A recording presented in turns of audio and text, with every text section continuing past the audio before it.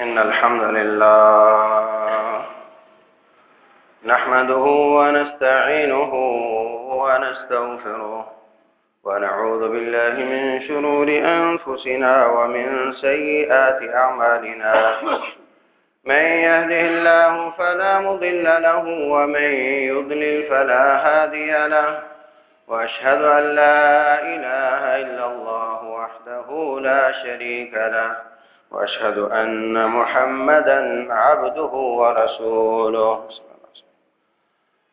أعوذ بالله من الشيطان الرجيم. يا أيها الذين آمنوا اتقوا الله حق تقاته ولا تموتن إلا وأنتم مسلمون.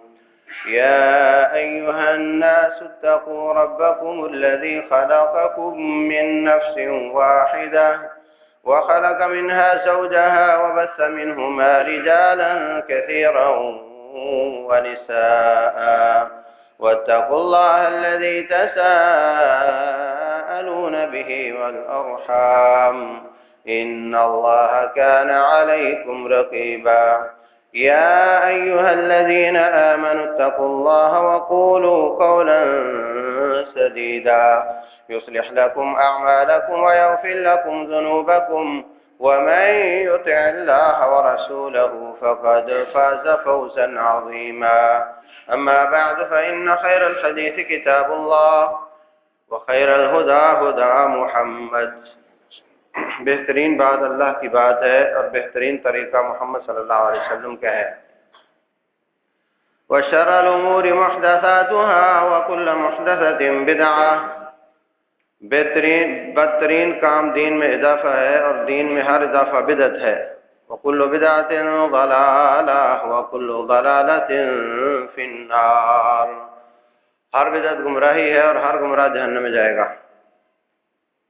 يقول الله سبحانه وتعالى وإن طائفتان من المؤمنين اقتتلوا فأصلحوا بينهما فإن بغت إحداهما على الأخرى فقاتلوا التي تبغي حتى تفيء إلى أمر الله فإن فاءت فأصلحوا بينهما وأقسطوا ان اللہ یحب المقسطین.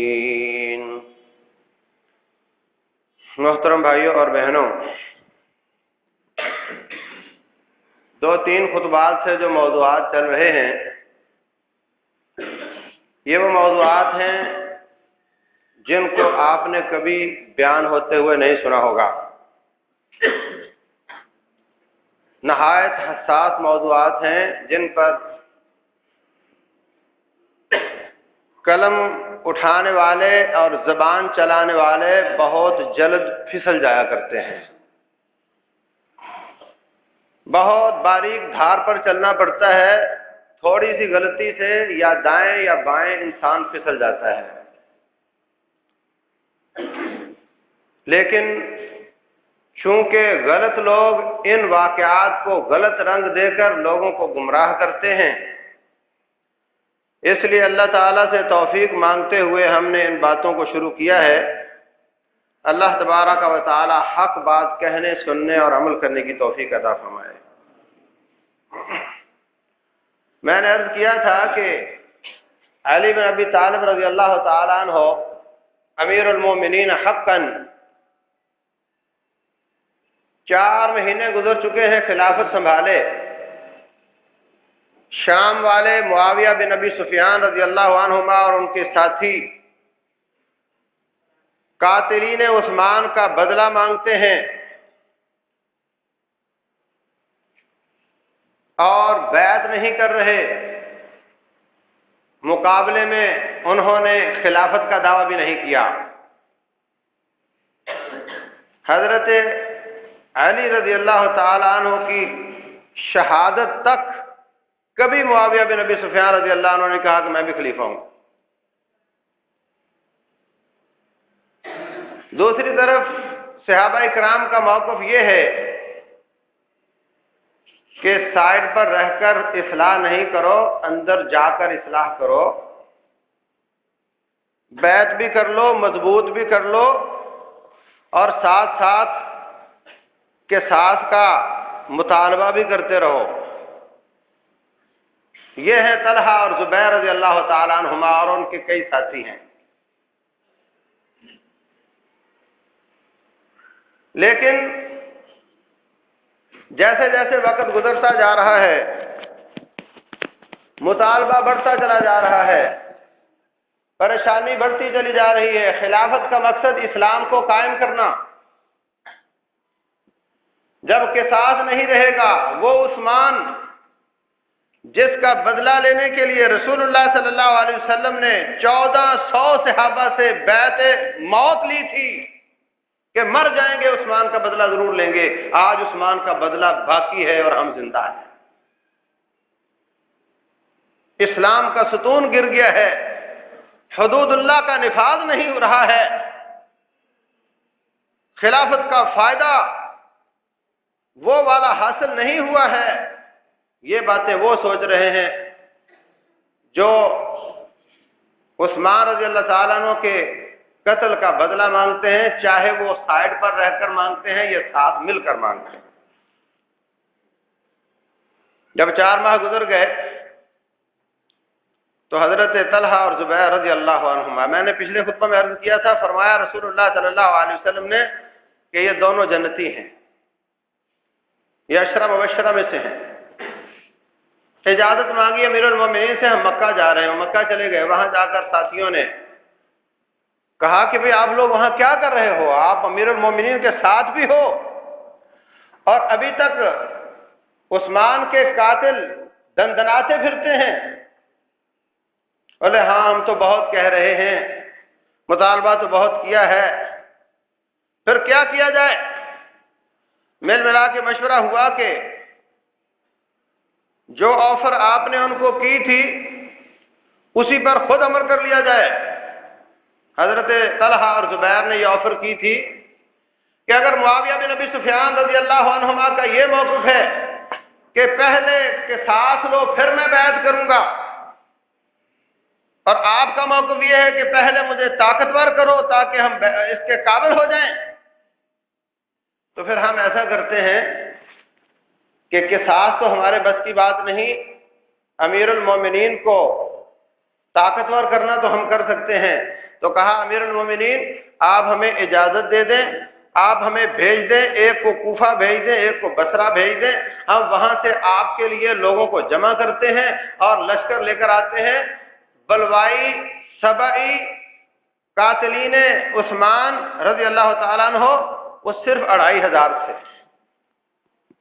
تو ہم اس سے کہیں زیادہ لوگوں کو لے کر آ جاتے ہیں، آپ کا ہاتھ مضبوط ہو جائے گا، ان کو ہم کاٹ دیں گے۔ علی رضی اللہ تعالیٰ عنہ کو یہ بات نہیں سمجھ آئی، نہیں انہوں نے پسند فرمایا کہ ان کو وہاں کا گورنر بنا دیا جائے۔ ہو سکتا ہے دل میں یہ حدیث کھٹک رہی ہو کہ رسول اللہ صلی اللہ علیہ وسلم نے فرمایا کہ جو امارت گورنری ذمہ داری مانگتا ہے اس کو ہم کبھی نہیں دیتے، حالانکہ ان کا مقصد مانگنے کا لوگوں کو لانا تھا۔ موافقت نہیں فرمائی۔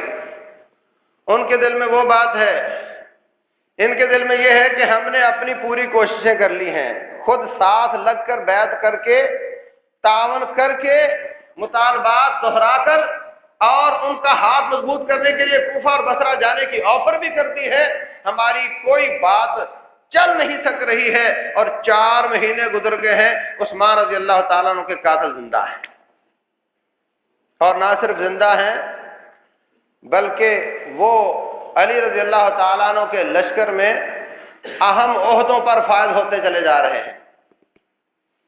دراصل اس بات کو سمجھنے کی ضرورت ہے کہ وہ لوگ تھے کون؟ وہ لوگ وہی تھے جو سازشیوں کے ہاتھ لگ گئے تھے، مسلمان تھے، سچے تھے، اچھا کام چاہتے تھے، اصلاح چاہتے تھے۔ ان کو برین واش کر کے حضرت عثمان کے خلاف کر دیا گیا تھا۔ وہ بڑے بڑے قبائل کے چشم و چراغ تھے، اور آپ کو میں پہلے بھی ایک حدیث سنا چکا ہوں، آج پھر سناتا ہوں۔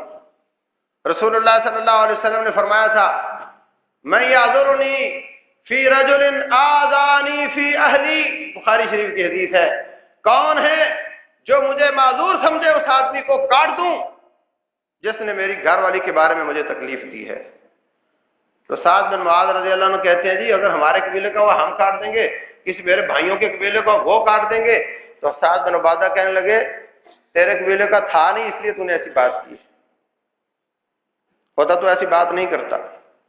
آپس میں چمگوئیاں، حتیٰ کہ آوازیں بلند ہونے لگ گئیں، تو رسول اللہ صلی اللہ علیہ وسلم نے ان کو خاموش کروایا اور عبداللہ بن ابی کو سزا نہیں دی۔ تاریخ اس کی شاہد ہے، قرآن اس کا شاہد ہے۔ تو علی بن ابی طالب رضی اللہ تعالیٰ عنہ کے سامنے یہ مصلحت بھی ہو سکتی ہے کہ یہ بڑے بڑے قبائل کے نوجوان ہیں، ٹھیک ہے انہوں نے حضرت عثمان کو شہید کیا رضی اللہ عنہ، لیکن اس کے پیچھے اتنے فتنے ہیں کہ یہ پنڈورا باکس اگر میں نے کھول لیا تو فتنہ اور زیادہ چمک اٹھے گا، مصیبتیں اور زیادہ بڑھ جائیں گی، اس لیے موجودہ طاقت میری کافی نہیں ہے جب تک سارے لوگ میرے ساتھ نہ ملیں۔ ہو سکتا ہے ان کے ذہن میں یہ ہو کہ کوفہ بصرہ والے بھی مل جائیں تو کافی نہیں ہے، ان کی بصیرت ہے، ان کا اجتہاد ہے،